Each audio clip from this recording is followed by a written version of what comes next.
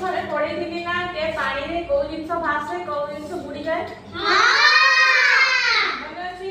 ଆଜି ସେଇ ଜିନିଷ ଉପରେ ଆମେ ପଢିବା।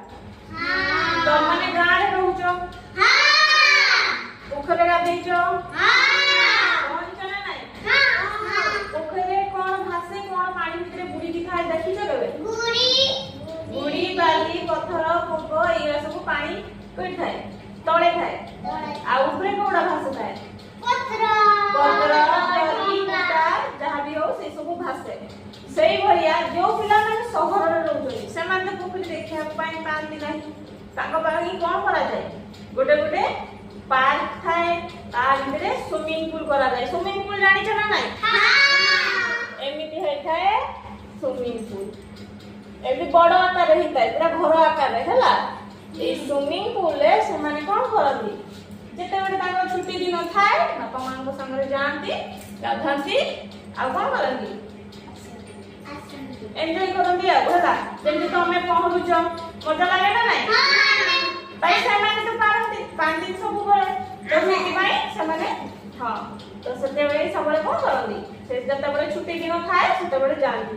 ସେଇ ଭଳିଆ ଆମେ ଆଜି ଜାଣିବା ଯେ ତମକୁ ତ ଫାଷ୍ଟ ମୁଁ ଶିଖେଇଛି ଯେ କେ ଜିନିଷଟା ପାଣିରେ ଭାସେ କେଟା ବୁଡି ଯାଏ।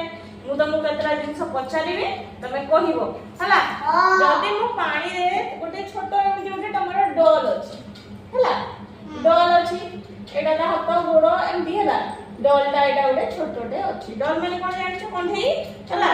ତ ଏଇଟାକୁ ଯଦି ମୁଁ ପାଣିରେ ପକେଇ ଦିଏ ଇଏ ହେଲା ତୁଳାରେ ତିଆରି ହେଇଛି ଡଲଟା। କୋଉଥିରେ ତିଆରି ହେଇଛି? ତୁଳାରେ। ଏ ଡଲଟା ଭାସିବ ନା ବୁଡିଯିବ?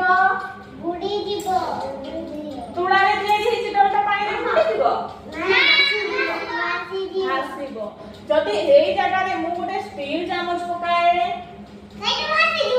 ଷ୍ଟିଲ ଚାମଚ ପକେଇଲେ ପାଣିରେ ଭାସିବ? କେବେ ଦେଖିଛ ପକେଇକି? ଷ୍ଟିଲ ଚାମଚ ପାଣି ଢମାରେ କେବେ ପକେଇକି? ଭାସେ ନା ବୁଡେ? ବୁଡିଯାଏ। ତ ସେଇ ତ ତମେ କହୁଛ ଭାସିଯିବ। କେମିତି ଭାସିବ?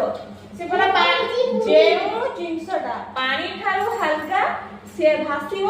ଯେ ଜିନିଷଟା ପାଣି ଠାରୁ ଓଜନ ସେ କଣ ହବ? ବୁଡି ବୁଡି ଆସିକି ଏଠି ପଡିଯିବ। ଆମେ ଏଇ ପାଣିଟାରେ କିଛି ଗୁଡି ଆଣିକି ପକେଇବା ହେଲା। ଗୁଡି ପକେଇବା। ଗୁଡି ଆଉ ପତ୍ର ମିଶା ଏମିତି ଉଠେଇ ଆଣିବା ବାହାରୁ।